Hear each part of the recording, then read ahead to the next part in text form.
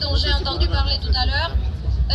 À propos du 49.3, ma question c'est, est-ce qu'on s'attendait à une autre chose?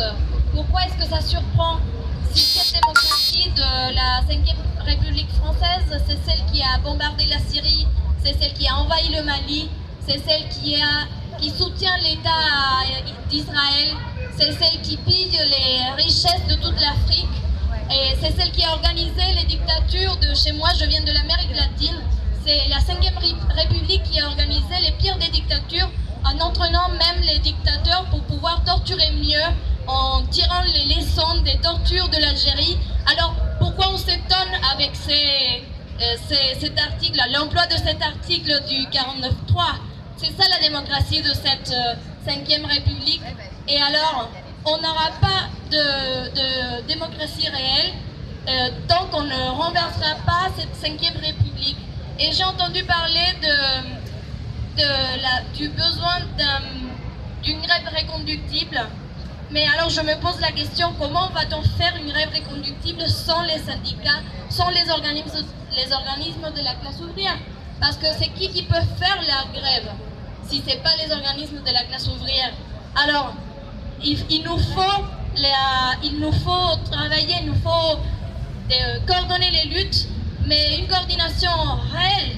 Parce qu'il y a ici, je pense que dans ce mouvement de Nuit debout, tous les courants qui participent aussi des syndicats des étudiants, participent aussi ici.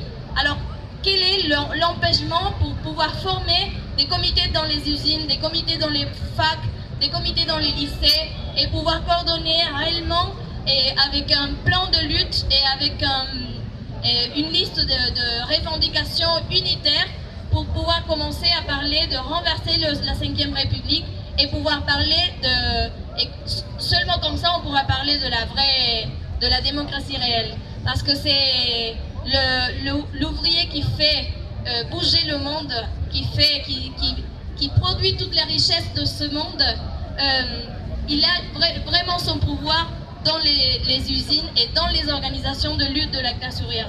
Alors, c'est ça ce que je voulais vous dire, parce que j'ai entendu parler un peu de tout ça, mais si on ne comprend pas que c'est jusqu'au bout, cette attaque, et je finis tout de suite, cette attaque, on l'a déjà vue en Grèce, on l'a déjà vue en Espagne, on l'a déjà vue en Italie, et on doit apprendre de la Grèce.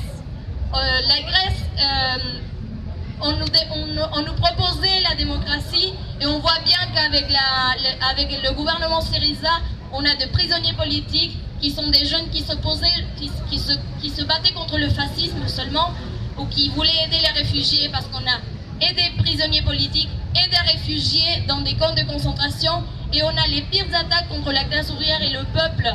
C'est incroyable l'enlèvement des acquis sociaux des travailleurs en Grèce. Alors apprenons de cette expérience, et on ne peut pas faire juste une lutte économique ou de pression sur le Parlement, sur le gouvernement. Il faut aller jusqu'au bout, comme eux, ils veulent aller jusqu'au bout, parce que c'est une guerre qu'ils nous ont déclarée. C'est ça ce que je voulais vous dire.